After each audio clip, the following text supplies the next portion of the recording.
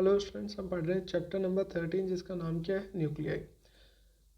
इस वीडियो के अंदर हमारा जो फर्स्ट टॉपिक है वो क्या है, रेडियो एक्टिविटी। रेडियो एक्टिविटी क्या होता है कि radio activity is the phenomena of spontaneous disintegration of the nucleus of an atom with the emission of one और मोर पेनिट्रेटिंग रेडिएशंस। इसका मतलब जो न्यूक्लियस है किसी भी एक एटम का, वो स्पॉन्टेनियस मतलब ऑटोमेटिक, खुद से, अपन नहीं कर रहे, खुद से ही उसका क्या हो रहा है, डिसइंटीग्रेशन। डिसइंटीग्रेशन मतलब वो क्या हो रहा है, ब्रेक हो रहा है।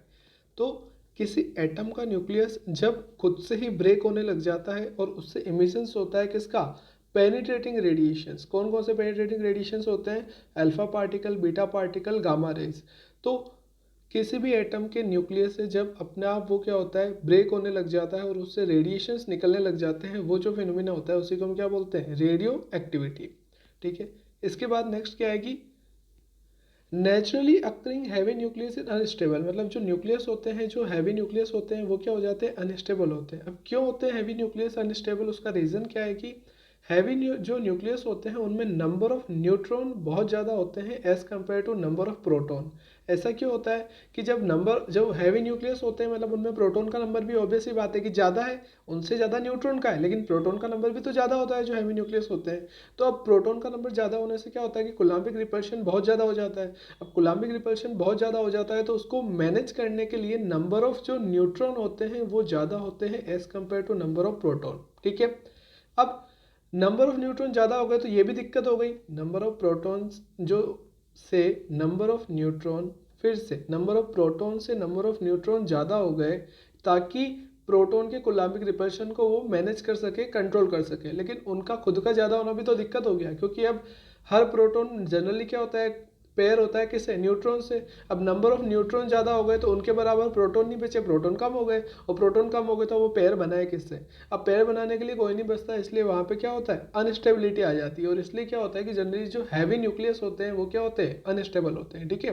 तो इसलिए इसने क्या लिखा है कि नेचुरली अक्रिंग हैवी न्यूक्लियस जो क्या होता है, जनरली अनस्टेबल होता है। It spontaneously emit a particle without the stimulus of any outside agency। इसका मतलब क्या है कि बिना किसी आउटसाइड एजेंसी, मतलब बाहर से कोई कुछ भी नहीं कर रहा, वो खुद से ही क्या करे जा रहा है, अनस्टेबल न्यूक्लियस अपने अंदर से पार्टिकल्स निकाले जा रहा है और अपने आप को एक नए न्यूक्लियस में बना रहा है। क्योंकि ऑब्वियसली बात है, कोई हैवी न्यूक्लियस है वो अपने आप को ब्रेक करे जा रहा है, तो बीच में एक ऐसा नंबर भी तो आएगा प्रोटॉन का और उसका मास नंबर, ताकि वो क्या हो जाए, एक नए न्यूक्लियस में अपने आप को क्या कर चुका होगा, कन्वर्ट कर चुका होगा निकालते निकालते। तो such a nucleus is set to be radioactive. मतलब वो न्यूक्लियस जो अपने आप को ब्रेक करे जा रहा है और किसी दूसरे न्यूक्लियस के अंदर बना रहा है अपने आप को, उस न्यूक्लियस को अपन क्या बोलते हैं, रेडियो एक्टिव। और ये जो ट्रांसफॉर्मेशन होता है इसको अपन क्या बोलते हैं, रेडियो एक्टिव डीके। मतलब कोई न्यूक्लियस कंटिन्यू ब्रेक हो रहा है और अपने आप को नया न्यूक्लियस बना रहा है, तो ये जो प्रोसेस होती है इसको क्या बोलते हैं, रेडियो एक्टिव डीके। और उस न्यूक्लियस को क्या बोलते हैं, radio active. Next, the process is spontaneous in the sense, मतलब खुद से ही होती है, वो लिख रखा है इसने, sense that it occurs by itself. मतलब कोई इसको कर नहीं रहा है, खुद से हुए जा रही है। It can not be initiated, न तो आप इसको चालू कर सकते हो, स्टॉप ना आप इसको रोक सकते हो, ना एक्सेलरेट कर सकते हो, ना रिटार्ड कर सकते हो, कुछ भी नहीं कर सकते केमिकल कंडीशन चेंज करके, फिजिकल कंडीशन चेंज करके, other than nuclear bombardment. Next, natural और आर्टिफिशियल रेडियो एक्टिविटी। अब रेडियो एक्टिविटी अपन ने पढ़ लिया कि भाई जो न्यूक्लियस है वो क्या होगा, डिसइंटीग्रेट। अब वो खुद से ही हो रहा है तो उसको क्या बोल देते हैं, नेचुरल एक्टिविटी। और अगर अपन करवा रहे हैं, मतलब किसी कोई न्यूक्लियस जो कि स्टेबल है, सुनना, कोई न्यूक्लियस जो कि स्टेबल है, अपन उसको तोड़ रहे हैं जिससे क्या अपन को एनर्जी मिले, तो वो जो होता है न्यूक्लियस अपनी मर्जी से टूटता है, उसको क्या बोलते हैं, आर्टिफिशियल। खुद से ही हो रहा है तो नेचुरल, और अपन एक्सटर्नल एजेंसी, ह्यूमन बीइंग जब उसको किसी प्रोसेस के थ्रू ब्रेक करते हैं उसको क्या बोल देते हैं, आर्टिफिशियल और इंड्यूस्ड रेडियो एक्टिविटी। ठीक है। अब examples of induced radioactive के एग्जांपल क्या है, when boron is bombard by alpha particle. मतलब जो बोरॉन होता है उसको अगर अल्फा पार्टिकल से क्या करा जाए, अपन बोम्बार्ड करें, उसको ब्रेक करने की कोशिश करें, तो वो क्या करता है कि रेडियो एक्टिव आइसोटोप बना लेता है किसका, नाइट्रोजन का। और वो खुद भी वापस ब्रेक हो जाता है किसमें, कार्बन में। कितने टाइम के अंदर, जिसकी हाफ लाइफ कितनी होती है, 10.1 मिनट्स। तो ये देखो, बोरोन है, उसको आपने क्या करा, अल्फा पार्टिकल से स्ट्राइक कराया, तो क्या बन गया, एक नाइट्रोजन, और वो भी बाद में नाइट्रोजन किस में कन्वर्ट हो गया, उसके कार्बन में। ठीक है। तो ये जो है, ये क्या एग्जांपल हो गया किसका, रेडियो एक्टिविटी का, जो आपने करवाई, तो इसलिए क्या हो गया, इंड्यूस्ड रेडियो एक्टिविटी का एग्जांपल। नेक्स्ट, ऐसे एक और एग्जांपल दे रखा है यहाँ पे एल्यूमिनियम का, कि एल्यूमिनियम को जो बम्बार्ड कराएंगे अल्फा पार्टिकल से तो क्या प्रोड्यूस करेगा, वो फास्फोरस प्रोड्यूस करेगा और जो कि खुद डीके हो जाएगा किसमें, सिलिकॉन। हाफ लाइफ क्या होती है, मतलब अभी जितने न्यूक्लियस बचे हैं किसी सब्सटेंस के अंदर, उसके जब हाफ न्यूक्लियस बचेंगे उसी को अपन क्या बोलते हैं, हाफ लाइफ। फिर से न्यूक्लियस कंटिन्यू क्या हो रहे हैं, डीके हो रहे हैं। मान लो अभी 100 न्यूक्लियस है तो 100 अभी है, तो जितने टाइम के बाद 100 के 50 न्यूक्लियस हो जाएंगे तो वो जो टाइम पीरियड होता है उसको क्या बोलते हैं, हाफ लाइफ। ठीक है, next nuclear reaction. Nuclear reaction क्या है, तो nuclear reaction which involve the change of A stable nucleus of one element into the other. मतलब एक न्यूक्लियस जो कि क्या स्टेबल है उसको आपने क्या करा, प्रोसेस करवा के किसी दूसरे न्यूक्लियस के अंदर चेंज कर दिया, तो वो जो रिएक्शन होती है जिसके थ्रू एक से दूसरे में चेंज होता है उसी को अपन क्या बोलते हैं, न्यूक्लियर रिएक्शन। ठीक है, और वो जो एलिमेंट होता है, यही जो एक एलिमेंट से अदर एलिमेंट कन्वर्ट करें तो क्या बोलते हैं, nuclear reaction. It is usually caused by bombarding the reacting species with suitable high energy particle. मतलब अगर आपको न्यूक्लियस को तोड़ना है तो कोई ना कोई पार्टिकल चाहिएगा जो कि क्या होगा, हाई एनर्जी का। Next, getting a clue from the spontaneous disintegration of radioactive nuclei, Rutherford thought that it might be possible to penetrate heavy nucleus with a high speed particle। तो सबसे पहले ये जो सोचने वाले साइंटिस्ट थे वो कौन थे, रदरफोर्ड थे, जिन्होंने सोचा कि जो हाई स्पीड पार्टिकल से अपन क्या कर सकते हैं, हैवी न्यूक्लियस को क्या कर सकते हैं, ब्रेक कर सकते हैं। तो इन्होंने ऐसा करा भी 1919 के अंदर, 1919 के अंदर उन्होंने सक्सेस मिल गई उनको ऐसा करने में। उन्होंने क्या करा कि आर्टिफिशियल ट्रांसमिशन करा, किसका, बोम्बार्डिंग नाइट्रोजन न्यूक्लियाई। नाइट्रोजन न्यूक्लियाई को अल्फा पार्टिकल से ब्रेक करा, जिसका क्या, जिससे क्या बन गया उनके पास, आइसोटोप बन गया किसका, ऑक्सीजन का, और क्या मिला उनको, प्रोटॉन।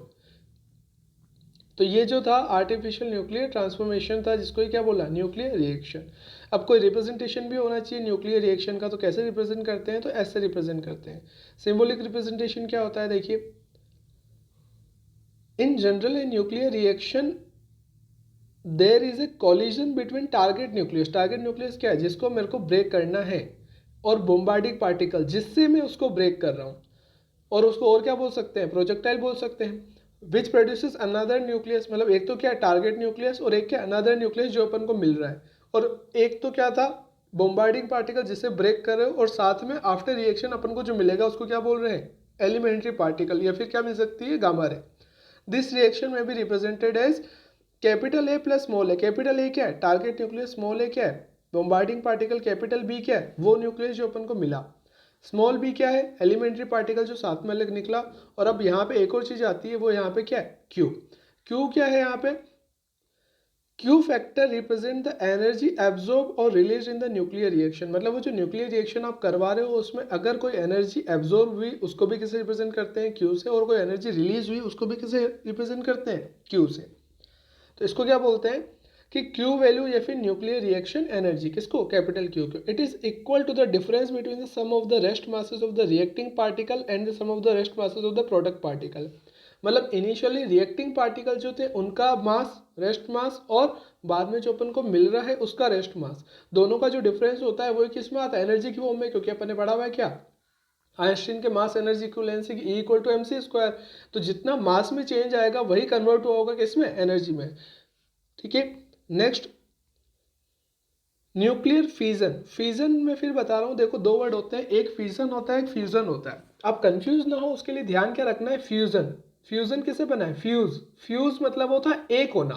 तो न्यूक्लियर फ्यूजन में क्या हो रहा है, दो न्यूक्लियस को मिला के एक बना रहे हैं, तो वो क्या हो गया, फ्यूजन हो गया। ठीक है, तो अब ऐसे ध्यान रखना है, फ्यूजन, फ्यूजन मतलब फ्यूज मतलब एक होना। ठीक है, अब यहाँ पे क्या है, न्यूक्लियर फिजन। फिजन मतलब एक बड़ा है उसको तोड़ के ब्रेक करके अपन कितने बना रहे हैं, दो बना रहे हैं।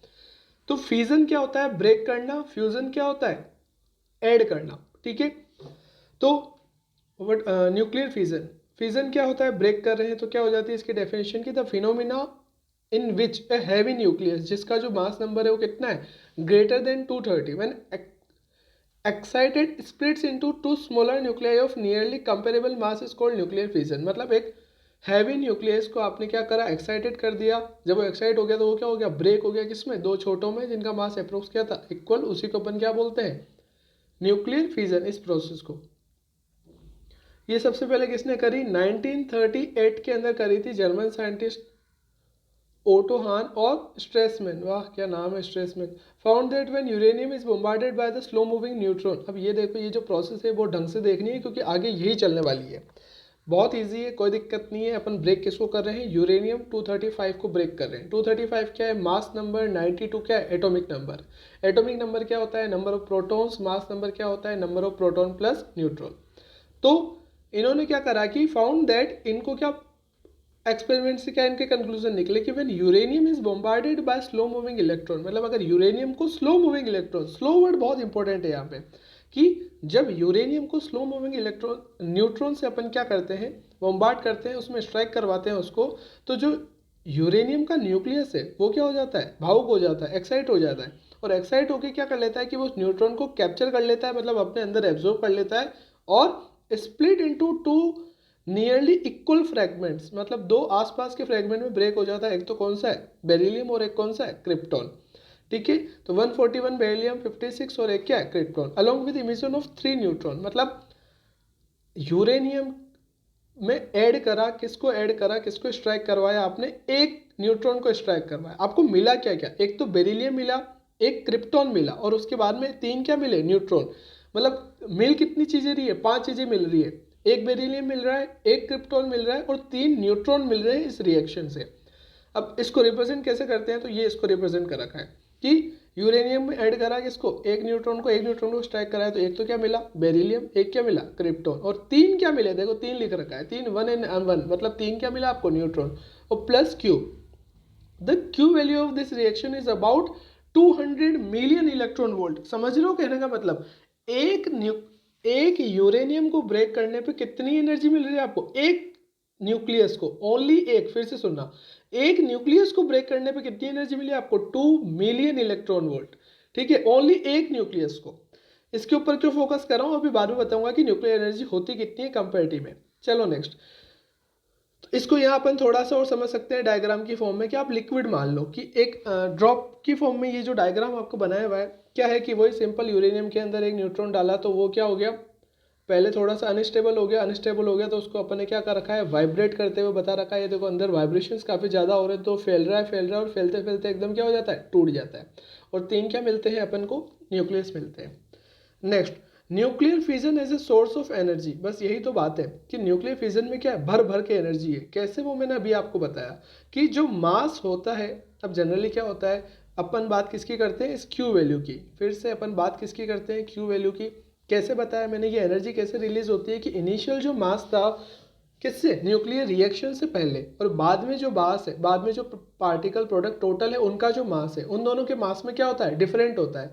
पहले मास क्या था, ज़्यादा, बाद में मास क्या हो गया, कम। इनिशियली मास क्या था, ज़्यादा रिएक्शन से पहले, और बाद में मास क्या था, कम। तो ये जो मास का डिफरेंट है, डिफरेंस जो आता है वही कन्वर्ट हो जाता है equal to M C square से, किस में, एनर्जी में। और ये एनर्जी क्या होती है, बहुत ज़्यादा होती है। इसलिए अपन को जो न्यूक्लियर फिजन में एनर्जी मिलती है वो क्या होती है, बहुत ज़्यादा। तो देखो लिख भी रखा है, in a nuclear fission the sum of the masses of the final product is less than the sum of the masses of the reactant. मतलब इनिशियली जो था किसके अंदर, इनिशियल जो मास था वो क्या है, ज़्यादा है एज कम्पेयर टू किसमें, रिएक्टेंट कंपोनेंट। जो बाद में जो डिफरेंट होता है इसको क्या बोलते हैं, मास डिफेक्ट, जो अपन पढ़ चुके हैं पहले प्रीवियस लेक्चर में। वही कन्वर्ट हो जाता है किसमें, एनर्जी में। किसके अकॉर्डिंग, आइंस्टीन के मास एनर्जी रिलेशनशिप के अकॉर्डिंग। और thus an enormous amount of energy release in a nuclear fission as can be seen for the following example. इस एग्जाम्पल में अपन उसको देख सकते हैं, कहाँ है एग्जाम्पल, ये वाला जो एग्जाम्पल है आपको अब दिख रहा होगा। ठीक है, तो अब इसमें देखो इनिशियल मास कितना था, इतना इनिशियल मास है, ये क्या आ रहा है, फाइनल मास आ रहा है। दोनों का जो डिफरेंस आ रहा है वो क्या है, मास डिफेक्ट आ रहा है एएमयू में। एक एएमयू कितना होता है, 931 मिलियन इलेक्ट्रॉन वोल्ट, अपन ने कैलकुलेट कर रखा है प्रीवियस क्लास में। तो बचता यहाँ पे, यहाँ पे टोटल मिलता है कितना अपन को, 200 मिलियन इलेक्ट्रॉन वोल्ट। किससे मिला, एक यूरेनियम के टूटने से इतनी एनर्जी अपन को मिली। ठीक है, अब ये जो एनर्जी है, अब this energy appears in form of kinetic energy of the fission product and as a gamma rays. ये जो एनर्जी अपन को मिलती है किसकी फॉर्म में मिलती है, जो फिजन के प्रोडक्ट, मतलब जो बचा, मिला बाद में, जो मिला अपन को, जो बचा मतलब रिएक्शन के बाद में, उनकी एनर्जी और गामा रेज की एनर्जी के फॉर्म में मिलती है। अब अपन को पता है गामा रेज की फ्रिक्वेंसी क्या होती है, बहुत ज़्यादा, मतलब उसकी एनर्जी भी क्या होती है, बहुत ज़्यादा। तो यही सोर्स होता है जनरली। चलो नेक्स्ट, तो thus the fission of a single nucleus, फिर देखो वर्ड एक ही इंपॉर्टेंट है क्या, कि सिंगल न्यूक्लियस, एक न्यूक्लियस को ब्रेक करने पे कितनी एनर्जी मिलती है, 200 million electron volt, which is equivalent to 0.9 million electron volt per nucleon, मतलब उसके अंदर जितने टोटल न्यूक्लियन है उसके अकॉर्डिंग वो डिवाइड कर रहा है। The total energy release in the fission of 1 kg of naturally occurring uranium, मतलब अगर मैं 1 kg यूरेनियम को अगर क्या करूं, ब्रेक करूं, तो उससे एनर्जी कितनी मिलती, उसके अंदर एटम कितने होते हैं, 2.56 इंटू 10⁻24 एटम्स 1 kg यूरेनियम में। तो उससे जो एनर्जी मिलेगी उसको मल्टीप्लाई कर दो, 1 से 200 है तो 200 को मल्टीप्लाई कर दो 2.56 इंटू 10⁻24, तो आता कितना है 10⁻14 जूल। मतलब अगर मैं 1 kg यूरेनियम के जितने भी न्यूक्लियस आ रहे हैं, 1 kg यूरेनियम, मान लो तुम बाजार गए, 1 kg यूरेनियम तुमने ले लिया, उसके न्यूक्लियस तुम काउंट कर रहे हो, जितने भी न्यूक्लियस है सबको तुमने क्या करा, उन सबके न्यूक्लियस तोड़ दिए, तो उनसे जो तुम्हें एनर्जी मिलेगी वो कितनी मिलेगी, 10⁻14 जूल। अब 10⁻14 जूल कितना होता है, this is very huge amount of energy which is equivalent to the energy obtain by burning 3 tons of coal. एक टन में कितना होता है 1000 kg, ये क्या लिख रहा है यहाँ पे 3 टन्स, मतलब 3000 किलो कोयला जला के, 3000 किलो कोयला जला के, कोल जला के जितनी एनर्जी मिलती है उतनी ओनली 1 kg यूरेनियम में होती है। आ रहा है समझ में कितनी एनर्जी है, इसलिए बहुत ज़्यादा इंपॉर्टेंट होती है और इसीलिए अपना ये चैप्टर है कि इतनी एनर्जी होती है जिसको अपन काम में ले सकते हैं। ठीक है, अब ये, और ये कब होती है, जब अपन ये रिएक्शन करवा सके। चलो नेक्स्ट, नेक्स्ट क्या है, nuclear chain reaction. Chain reaction का मतलब क्या, कैसे समझ सकते हैं, न्यूक्लियर रिएक्शन तो अपन समझ गए कि एक टूटा दो चीजें बनी। अब चेन रिएक्शन का मतलब क्या है, कि वो चीज चले पे चले जा रही है। कोई चेन कब बनती है, जब एक चीज, एक ने दूसरे को कुछ, दूसरा तीसरा, तीसरी चौथा, मतलब वो चीज आगे से आगे कैरी फॉरवर्ड हो रही है, उसी को अपन क्या बोलते हैं, चेन बन जाना। न्यूक्लियर चेन रिएक्शन क्या हो जाएगा, देखो बिल्कुल जनरल बात करें, डेफिनेशन मैंने पढ़ी भी नहीं। न्यूक्लियर चेन रिएक्शन क्या हो जाएगा, कि भाई एक न्यूक्लियर रिएक्शन हुई, उससे दूसरी हो रही है, उससे तीसरी हो रही है, मतलब हुए पे हुए जा रही है, यही मतलब होता है। अब इसकी डेफिनेशन देखो, nuclear fission is a peculiar type of reaction which beside the other fission product produces the same kind of particle that initiate it। मतलब न्यूक्लियर फिजन कौन सी रिएक्शन है जिससे जो बाद में प्रोडक्ट बन रहे हैं वो वही प्रोडक्ट बनता है जिससे वो इनिशिएट हो रही है। कहने का मतलब क्या है कि यूरेनियम, याद करो यूरेनियम को अपन ने अभी ब्रेक किससे करा था, न्यूट्रॉन से। एक यूरेनियम, एक न्यूक्लियस को ब्रेक किससे करा था, एक न्यूट्रॉन से। तो याद करो उसे, एक तो क्या बना था बेरिलियम, एक क्या बना क्रिप्टॉन, और साथ में 3 और क्या बन गए थे, न्यूट्रॉन्स मिल गए अपन को। फिर से एक यूरेनियम को तोड़ने के लिए एक न्यूट्रॉन अपन को चाहिए, बाद में अपन ने तोड़ा, एक बना बेरिलियम, एक बना क्रिप्टॉन, लेकिन साथ में 3 क्या मिल गए, न्यूट्रॉन मिल गए। अरे तोड़ने के लिए कितना चाहिए, एक ही तो चाहिए, मिल कितने गए, 3 मिल गए। और क्या मिले जिससे वो टूटा, क्योंकि यूरेनियम टूटा किससे, न्यूट्रॉन से, और वापस आपको मिल भी क्या रहे हैं, न्यूट्रॉन ही मिल रहे हैं। मतलब जिससे रिएक्शन स्टार्ट हुई थी कंपोनेंट, बाद में प्रोडक्ट भी वही मिला आपको। ये कहना चाह रहा है न्यूक्लियर चेन रिएक्शन में। नेक्स्ट क्या है, When a single uranium nucleus captures a nucleon, it fission produces 2.5 electron, एक से। These freshly produced electron, electron ही यहाँ पे न्यूट्रॉन होगा। This freshly produced neutron further cause the fission of more uranium। मतलब ऑब्वियसली बात है कि एक यूरेनियम से, एक यूरेनियम जो टूटा न्यूट्रॉन से, उसने कितने बना दिए, 3। वो जो 3 बने वो अगले यूरेनियम को तोड़ेंगे, फिर उससे जो 3 बनेंगे वो अगले उसको यूरेनियम को तोड़ेंगे। आ रहा है समझ में, मतलब ये चीज़ क्या चली जाएगी, कंटिन्यू चली जाएगी। So these freshly produced neutron can further cause the fission of more uranium nuclei, producing still more neutron, which can further cause the fission of a larger number of nuclei। मतलब चली जा रही है ना। The number of fission taking place at each successive stage goes on increasing at rapid rate। क्यों हो रहा है रैपिड रेट की बात, क्यों हो रही है, क्योंकि यहाँ पे देखो अपने पास इनिशियली क्या था, अपने पास इनिशियली एक यूरेनियम था, एक न्यूट्रॉन था। उस न्यूट्रॉन ने उसको तोड़ा तो न्यूट्रॉन निकले कितने अपने, 3 न्यूट्रॉन निकले। अब 3 न्यूट्रॉन निकले मतलब 3 न्यूट्रॉन 3 यूरेनियम को ब्रेक कर सकते हैं, और वो 3 यूरेनियम जब ब्रेक होंगे तो टोटल नंबर ऑफ न्यूट्रॉन कितने हो जाएंगे, 1 से 3 निकल रहे हैं, 3 ब्रेक हो रहे हैं, तो 3 इंटू 3 कितना 9 होता है। इसका मतलब बाद में आपको सेकेंड स्टेज पे कितने न्यूट्रॉन मिल गए, 9 न्यूट्रॉन मिल गए। ठीक है, तो इस टाइप से अगर ये चीज चलनी जा रही है तो सोचो ये कितनी ज्यादा हो जाएगी with in very less time. तो ये कहना चाह रहा है कि the number of fission taking place at each successive stage goes on increasing such a rapid rate. और इसी को अपन क्या बोलते हैं कि दस चेन रिएक्शन इज सेटअप और जो सबसे पहले करी थी किसने? एनरिको फर्मी ने 1939 ने। चलो अब क्या आता है नेक्स्ट, अनकंट्रोल चेन रिएक्शन। मतलब if A chain reaction is started in A feasible material having mass greater than the certain critical mass, मतलब जो मास होता है, जितना आप मास लेते हो ब्रेक करवाने के लिए, अगर वो क्रिटिकल मास से ज़्यादा होता है तो जो रिएक्शन हो जाएगी वो क्या हो जाएगी, बहुत ज़्यादा रैपिड रेट से होगी and whole material will explode within micro second. फिर से अनकंट्रोल चेन रिएक्शन किसको बोलते हैं? अगर एक क्रिटिकल अमाउंट ऑफ मास होता है, देखो उससे ज़्यादा अगर तुमने मास ले लिया तो होता क्या है कि वो जो रिएक्शन होती है उसकी वो क्या हो जाती है, अनकंट्रोलेबल हो जाती है। मतलब बहुत ज़्यादा न्यूट्रॉन्स बनते हैं, वो यूरेनियम को तोड़ते हैं, मतलब बहुत ज़्यादा एनर्जी, और बहुत ज़्यादा एनर्जी जब हो जाती है तो आप संभाल ही नहीं पाते उसको। तो होता क्या है कि ये अगर इतनी ज़्यादा स्पीड से अगर रिएक्शन होती है तो होगा क्या कि then the reaction will accelerate such rapid, accelerate हो रही है क्योंकि 1 से 3 बन रहे हैं, 3 से 9, 9 से 27, आ रहा है समझ में? तो इतनी सच रैपिड रेट से होती है कि होता क्या है कि पूरा का पूरा मटेरियल क्या हो जाता है, एक्सप्लोड हो जाता है माइक्रो सेकेंड के अंदर। और अब एक यूरेनियम बहुत सारी एनर्जी दे रहा था, तो मान लो तुमने 5 किलो यूरेनियम को ब्रेक करवा दिया माइक्रो सेकेंड में, तो सोचो एनर्जी कितनी होगी। आ रहा है समझ में? तो सच लिबरेटिंग है ह्यूज अमाउंट ऑफ एनर्जी, और इसको अपन क्या बोलते हैं, अनकंट्रोल, क्योंकि आपने कंट्रोल ही नहीं करी। और बहुत दुख की बात है कि यही क्या होता है, बेसिस होता है किसका, एटॉमिक बॉम्ब का। इसलिए अपन बोलते हैं कि पता चला कि पूरी की पूरी सिटी माइक्रो सेकेंड में खत्म हो जाती है क्योंकि एनर्जी इतनी होती है। चलो भावुक मत हो। Next, control chain reaction. Control chain reaction क्या होती है? The chain reaction can be control and maintain steady by absorbing a suitable number of neutron. मतलब मेरी बात सुनो, क्या मतलब है कंट्रोल चेन रिएक्शन का? फिर से डायग्राम देखो। डायग्राम क्या बोल रहा है कि एक न्यूट्रॉन जब ब्रेक हो रहा है, एक यूरेनियम जब ब्रेक हो रहा है, उसको ब्रेक कितने ने करा? एक न्यूट्रॉन ने उसको ब्रेक करा। उससे न्यूट्रॉन निकले कितने? 3। एक ये रहा, दूसरा ये रहा, तीसरा ये रहा, 3 न्यूट्रॉन उससे निकले। मैं ये कर रहा हूं कि 3 न्यूट्रॉन जो उससे निकले, मैंने 2 को, मतलब जो बाद में यूरेनियम रखे हुए उनकी स्पेसिंग अपन ऐसे करते हैं कि जो न्यूट्रॉन 3 निकले वो 3 के 3 अगले यूरेनियम के अंदर नहीं एंटर हुए। मतलब 3 न्यूट्रॉन निकले, तीनों के तीनों काम में नहीं है, इधर उधर अपन उनको क्या कर देते हैं, उनको डिफ्यूज करवा देते हैं, लॉस्ट करवा देते हैं। तो इससे होता क्या है कि वापस एक यूरेनियम से 3 निकले, लेकिन उनसे वापस अगला यूरेनियम को ओनली कौन एक्साइट कर पाया? एक ही न्यूट्रॉन।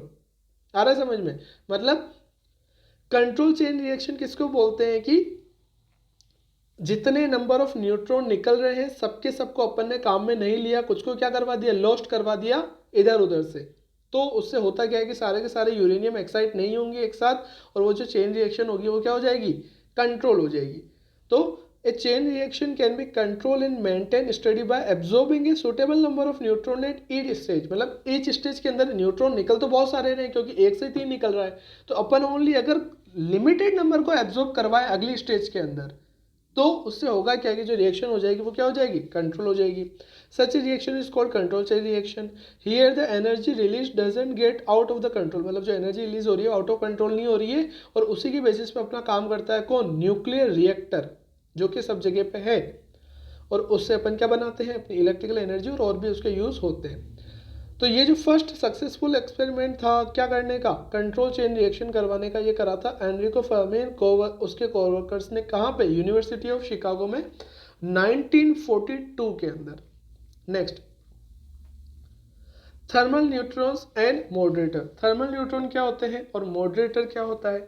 तो भाई न्यूट्रॉन तो अपन को पता है कि अभी अपन ने पढ़ा है कि न्यूट्रॉन जो है वो क्या है, निकलेगा। लेकिन थर्मल न्यूट्रॉन क्या होता है? तो thermal neutron produced in A fusion of uranium 235 है average kinetic energy of 2 million electron volt. मतलब अपन ने बात करी ना कि भाई एक यूरेनियम जब टूटेगा तो 3 न्यूट्रॉन भी उससे निकलेंगे।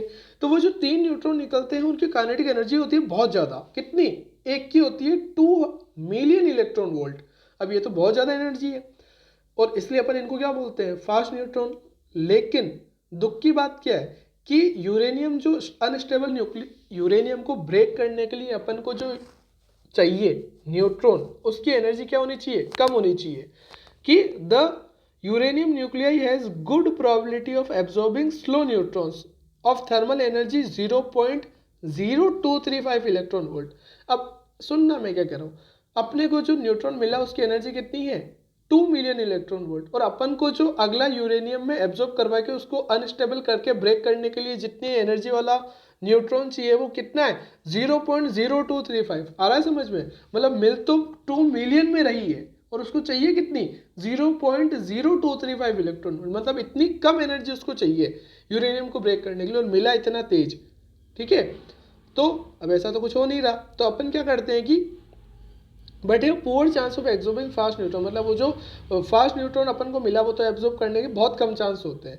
कैसे समझ सकते हैं इस चीज़ को, तुम ऐसे समझ लो, तुम सोच रहे होंगे कि सर उसको तो फास्ट है तो वो टूटना चाहिए, तो नहीं टूटता, वो उसको क्रॉस कर जाता है।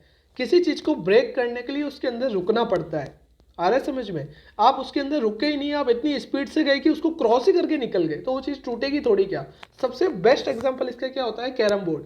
कैरम बोर्ड में तुम्हारे जो छोटी छोटी गोटियां होती है, जिनको मान लो तुमने 4-5 को एक दूसरे के ऊपर रख दिया, अब जो कैरम होता है उसको तुम क्या करते हो, मारते हो और बहुत फास्ट मारते हो, तो तुम क्या देखते हो कि अगर 5 रखी हुई एक के ऊपर एक, तो सबसे नीचे वाली बाहर निकल जाएगी, लेकिन 4 ऐसे कैसे ही नीचे आ जाएगी।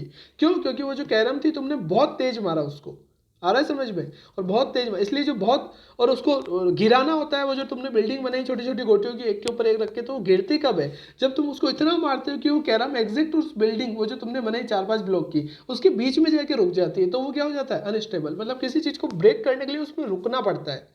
ठीक है, चलो नेक्स्ट, तो इसलिए अपन को क्या चाहिए है, यूरेनियम को ब्रेक करने के लिए स्लो। तो unless slowed down to thermal energy of the fast neutron we escape from the fissionable material, मतलब जो फास्ट न्यूट्रॉन होंगे वो क्या करेंगे, एस्केप हो जाएंगे, बाहर चले जाएंगे, विदाउट कॉजिंग एनी फिजन, मतलब बिना फिजन के वो बाहर ही चले जाएंगे।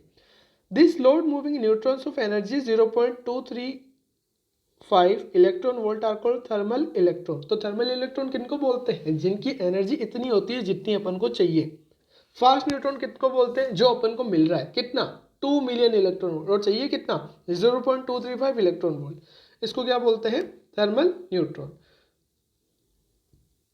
दिस न्यूट्रॉन है वेलोसिटीज ऑफ, अब ये जो थर्मल न्यूट्रॉन जिनकी एनर्जी कितनी है 0.0235, उनकी जो वेलोसिटी है वो कितनी होती है 2200 मीटर पर सेकेंड। फिर से, जो स्लो है, जो स्लो है उसकी स्पीड कितनी है 2200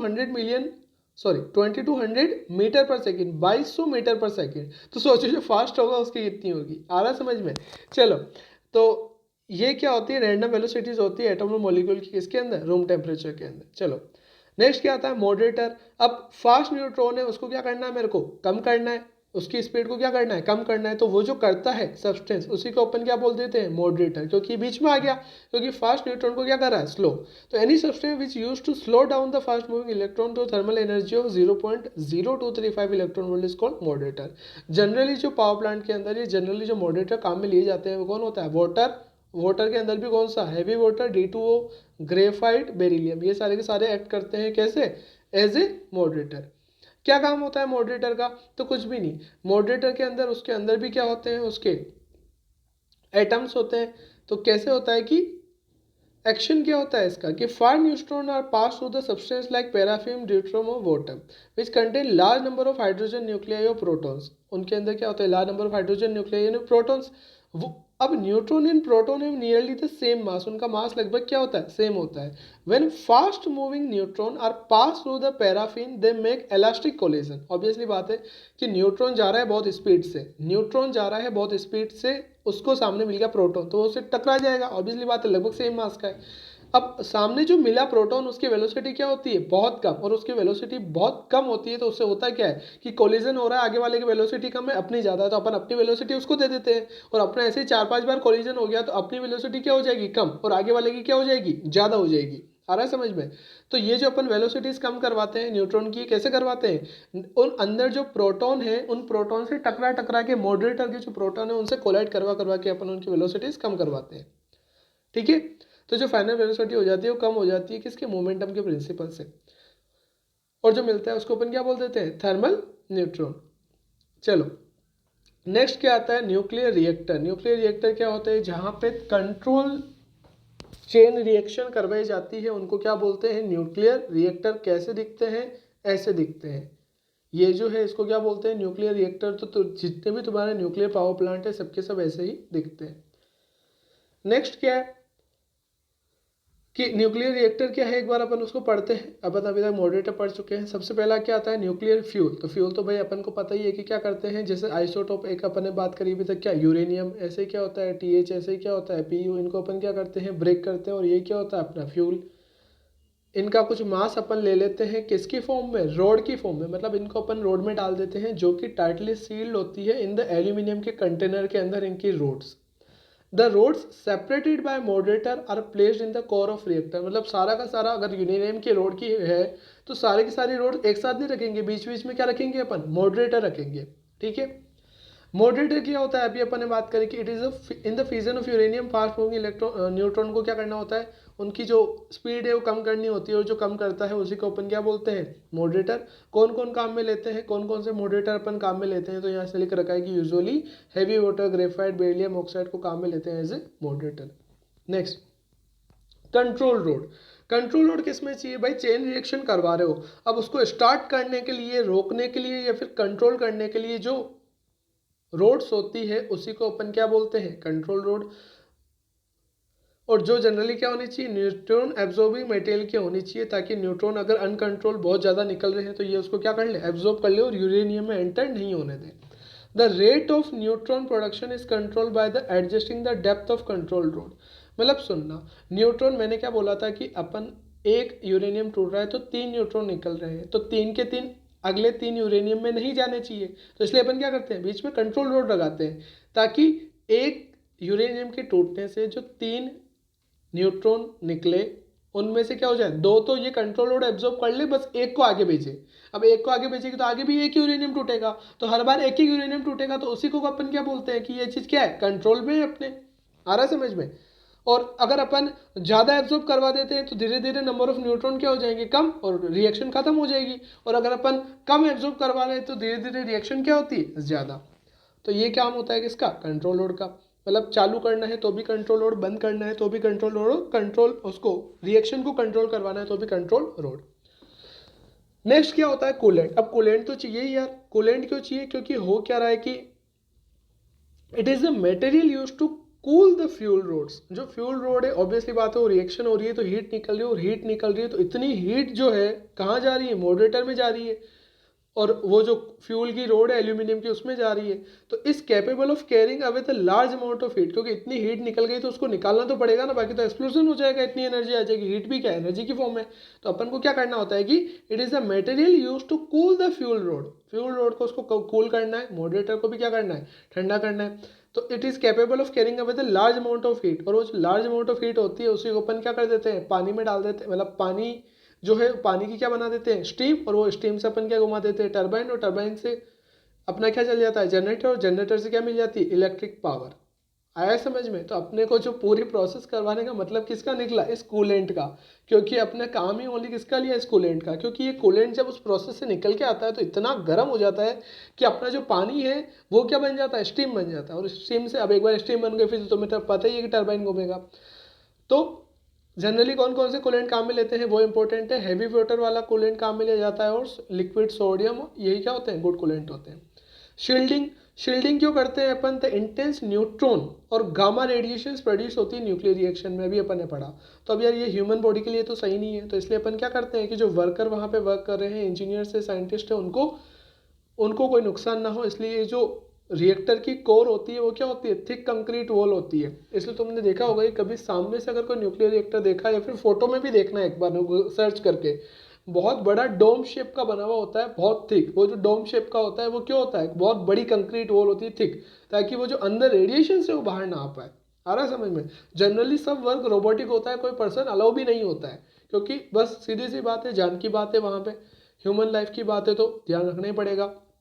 तो ये देखो यहाँ पे अपन डायग्राम से बहुत अच्छे समझ सकते हैं। ये जो है, ये क्या है, कंट्रोल रोड, ये कंट्रोल रोड है, ठीक है। ये ऊपर से जो लटका रखी है क्या है, कंट्रोल रोड। ये देखो नीचे क्या है, यूरेनियम की रोड है, ये नीचे क्या है, यूरेनियम की रोड। जैसे ही कंट्रोल रोड की हाइट ऊपर कम ज़्यादा करी तो ऑब्वियसली बात है कि जो अंदर न्यूट्रॉन का निकल रहा है जितना, उसको क्या कर सकते हैं, कंट्रोल कर सकते हैं। ये जो तुम्हें हल्का हल्का शेडिंग में दिख रहा है, ये भरा भरा यहाँ पे पानी जैसा, वो क्या है, मॉडरेटर है, ठीक है। और ये पूरी बिल्डिंग, और इस पूरी बिल्डिंग से ये जो देखो ये प्रोसेस है, ये जो मैं घुमा रहा हूँ, ये क्या है, कूलेंट है।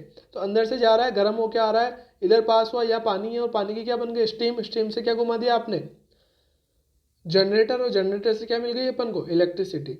बस बिल्कुल सिंपल सी बात है, इतना ज़्यादा कोई कॉन्सेप्ट नहीं है। मेन जो समझना है वो डायग्राम इतना सिंपल है कि सबको समझ में आ रहा है। ये जो है बाहर क्या है, कंक्रीट की वॉल है, ठीक है। ये कूलेंट पास करा, कूलेंट को क्या कर दिया, पानी गर्म कर दिया, पानी की क्या बन गई, स्टीम, और स्टीम को क्या कर दिया, जनरेटर घुमा के वापस जो पानी था उसको वापस डाल दिया। तो मतलब वो पानी घूमे जा रहा है, वेस्ट नहीं हो रहा है। चलो ठीक है, नेक्स्ट वर्किंग क्या होती है। तो वर्किंग अपन पढ़ ही चुके हैं अभी कि सबसे पहले क्या होता है, neutron produce by action of alpha particle of polonium और beryllium, these are slowed down in use for start fusion. मतलब स्टार्ट करने के लिए क्या करते हैं कि कुछ न्यूट्रॉन प्रोड्यूस करवाते हैं, किससे, अल्फा पार्टिकल से, किसके ऊपर, पोलोनियम और बेरिलियम के ऊपर। ये जो फास्ट न्यूट्रॉन रिलीज होते हैं इनको स्लो करवाते हैं कहाँ पे, मॉडरेटर में, और स्लो का वापस क्या करवाते हैं, फ्यूजन। और ये जो चेन रिएक्शन बन जाती है वो चेन रिएक्शन चलती रहती है। अपन चेन रिएक्शन को कम और ज़्यादा कर सकते हैं किससे, कंट्रोल रोड से, और अपन को क्या मिल जाती है, एनर्जी। अब यूज़ क्या होते हैं न्यूक्लियर रिएक्टर के, तो यूज़ की अगर अपन बात करें तो यूज़ होते हैं कौन कौन से, the use of nuclear reactor in the preparation of radio isotope की जो प्रिपरेशन होती है उसमें, which find extensive use in scientific research के अंदर, मेडिसिन के अंदर, एग्रीकल्चर के अंदर, इंडस्ट्री के अंदर इसका एप्लीकेशन है। नेक्स्ट तो पता ही है, in the generation of electric power, और in the production of fast neutron which are need in nuclear bombardment के अंदर अपन को फास्ट न्यूट्रॉन चाहिए, तो फास्ट न्यूट्रॉन भी वहीं से बन रहे हैं। अपन को पता है कि भाई जो इलेक्ट्रॉन निकला कितनी एनर्जी उसके पास, 2 मिलियन इलेक्ट्रॉन वोल्ट एक की, सोचो बहुत ज़्यादा। Next in producing fissile material like क्या ये plutonium and which is used in atomic bomb वगैरह बनाने के अंदर भी। चलो नहीं, गलत चीज़ें नहीं सीखते, चलो आगे। न्यूक्लियर फ्यूजन, अभी तक अपन क्या पढ़ रहे थे, न्यूक्लियर फिजन, अब अपन क्या पढ़ रहे हैं, न्यूक्लियर फ्यूजन। फ्यूजन मतलब क्या है, जोड़ना। जोड़ना मतलब दो छोटों को मिला के एक क्या बनाएंगे, बड़ा बनाएंगे। तो छोटों को मिला के बड़ा बनाने से क्या होता है, दो छोटे हैं तो उनकी मतलब बाइंडिंग एनर्जी क्या है, कम है, उनको मिला के जो बनाया उसकी बाइंडिंग एनर्जी क्या है, ज़्यादा। तो उससे होता है क्या कि बाइंडिंग एनर्जी बहुत ज़्यादा होती है तो अपन को कुछ एनर्जी मिलती है, और जो मिलती है उसी को अपन काम में लेते हैं, ले सकते हैं, ले सकते हैं, यहाँ पे लेते नहीं है, ले सकते हैं। क्यों, अभी मैं बताता हूँ।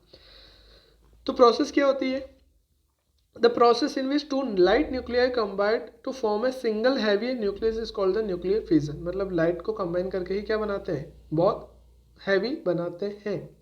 तो होता क्या है, the mass of the heavy nucleus formed is less than the sum of the masses of the combining nuclei. मतलब जिन दो न्यूक्लियस को आप क्या कर रहे हो, कंबाइन करवा रहे हो, उन दोनों का जो कंबाइन होने से पहले न्यूक्लियर मास था वो क्या था, ज़्यादा था, एज कम्पेयर टू जब वो दोनों कंबाइन होके उनसे जो न्यूक्लियस बना उसका। मतलब resultant A plus B equal to C, तो ए और बी का पहले जो था मास वो था ज़्यादा आपस में, और सी जो उनसे मिलके बना उसका मास क्या है, कम है। आगे समझ में, कुल मिला के मास क्या हो गया, कम हो गया। मास कम हो गया मतलब ई इक्वल टू क्या होता है, एम सी स्क्वायर। तो ई अब एम में क्या हो गया, चेंज, तो डेल एम, तो ई इक्वल टू क्या हो गया, डेल एम सी स्क्वायर। अब मास का डिफेक्ट अगर बहुत कम है और सी स्क्वायर, अब सी ऑलरेडी बहुत ज़्यादा है तो सी का स्क्वायर तो बहुत ज़्यादा हो गया, तो जो एनर्जी मिलती है मास डिफेक्ट की वजह से वो क्या होती है, बहुत ज़्यादा। आया समझ में, बस इतना से समझना, equal to del M C square, क्योंकि इनिशियल मास क्या था, ज़्यादा, तो बाद का मास क्या हो गया, कम। तो जो मास कम हुआ वही एनर्जी अपन को दे रहा है एनर्जी में कन्वर्ट होके, E equal to M C square से। चलो for example, two proton combine to form a deuterium and positron with release of 0.42 million electron volt energy. मतलब दो प्रोटॉन को अगर मैं कंबाइन करता हूँ तो मेरे को मिलता क्या है, ड्यूट्रॉन मिलता है, और 0.42 मिलियन इलेक्ट्रॉन वोल्ट क्या मिलती है, एनर्जी। ऐसे ही दो ड्यूट्रॉन को मिलाता हूँ तो मेरे को क्या मिलता है, हीलियम बनता है, न्यूट्रॉन बनता है, उस टाइप से। तो in the above reaction two positively charged particles to form heavy nuclei, the fusing nuclear to have overcome very high electrostatic repulsion between them at extremely small distances. क्या कहना चाह रहा है, बहुत ढंग से सुनना। दो न्यूक्लियस को आप आपस में मिलाना चाह रहे हो, न्यूक्लियस का चार्ज कौन सा होता है, पॉजिटिव, आप उनको मिलाना चाह रहे हो, तो उनके बीच में क्या होगा, कूलम्बिक रिपल्शन। अब उनके बीच में कूलम्बिक रिपल्शन होगा तो ऑब्वियसली बात है कि मतलब ऐसे थोड़ी मिल जाएंगे, दो प्लस प्लस और बहुत दो भारी भारी, तो सोचो इलेक्ट्रोस्टैटिक रिपल्शन कितना ज़्यादा होगा। तो आपको उनको अगर फिर भी जोड़ना है तो उस रिपल्शन को क्रॉस करवाना पड़ेगा आपको। आ रहा है समझ में, क्योंकि दो न्यूक्लियस जोड़ रहे हो, दोनों क्या है, पॉजिटिव चार्ज, फिर भी आपको उनको जोड़ना है, तो सोचो कि मतलब वहाँ पे रिपल्शन कितना ज़्यादा होगा, कूलम्बिक रिपल्शन। तो इसलिए क्या बोल रहा है ये कि the Fusing nuclei have the overcome very high electrostatic repulsion between them at extremely small distances. This repulsion prevent the two nuclei from getting close enough to within the range of the attractive nuclear force and then fusing. मतलब ये जो repulsion होता है ये इतना ज़्यादा होता है कि वो दो न्यूक्लियस कभी इतने पास में आ ही नहीं सकते कि वो दोनों क्या हो जाए, फ्यूज हो जाए, एक हो जाए. The height of this कुलाम barrier depend on the charges की, मतलब वो जो पॉजिटिव चार्ज है वो ज़्यादा होगा तो कुलाम बैरियर भी क्या होगा, ज़्यादा, और पॉजिटिव चार्ज कम है तो कुलाम बैरियर भी क्या है, कम.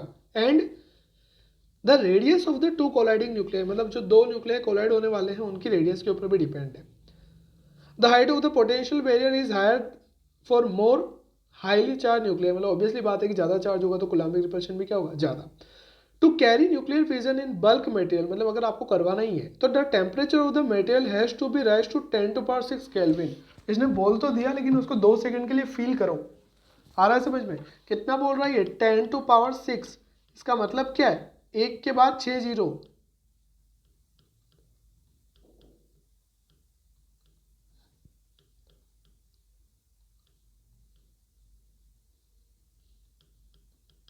इसका मतलब क्या है, 10 लाख केल्विन, और 10 लाख केल्विन क्या होता है, बहुत ज़्यादा.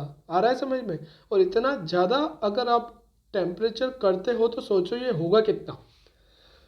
तब जाके वो जो आपके कोलाइडिंग न्यूक्लियाई है उनको इतनी एनर्जी मिलेगी कि थर्मल मोशन में उनको, अब गर्म कर रहे हो मतलब थर्मल मोशन, तो उनको थर्मल मोशन में इतनी एनर्जी मिल जाएगी कि वो दोनों एक दूसरे का क्या करता है, कूलम्ब बैरियर को क्रॉस कर जाए, उसको पेनिट्रेट कर जाए. और वो जो प्रोसेस होती है जिससे दो न्यूक्लियस को गर्म करके हीट देख के उनको जब मिलाया जाता है तो उसको क्या बोलते हैं, थर्मोन्यूक्लियर फ्यूजन.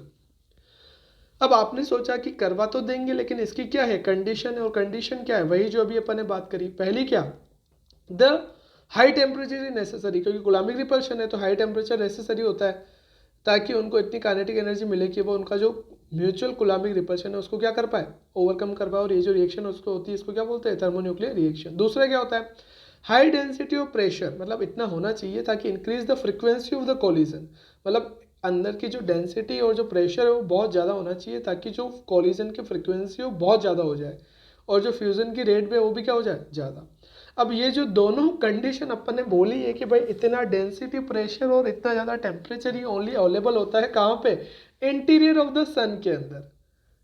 और सबसे इंपॉर्टेंट बात अब पढ़ रहे हैं अपन, such conditions can not be easily obtained in the laboratory, मतलब ये कंडीशंस लेबोरेटरी में मिल पाना बहुत मुश्किल होता है, नहीं हो पाती चीज़ें लगभग जनरली. छोटे मोटे लेवल पे भी नहीं हो पा रही तो उतने बड़े लेवल पे तो अभी सोचना दूर की बात है. तो इसलिए जनरली जो अपन को एनर्जी मिलती है वो अपन कहाँ से लेते हैं, न्यूक्लियर फ्यूजन से अपन एनर्जी लेते हैं, ठीक है, ना कि न्यूक्लियर फ्यूजन से. तो ये जो है बस यही है चैप्टर जो है आपका एंड है. लास्ट टॉपिक आपके यही थे, न्यूक्लियर फिजन और न्यूक्लियर फ्यूजन. ठीक है, थैंक यू.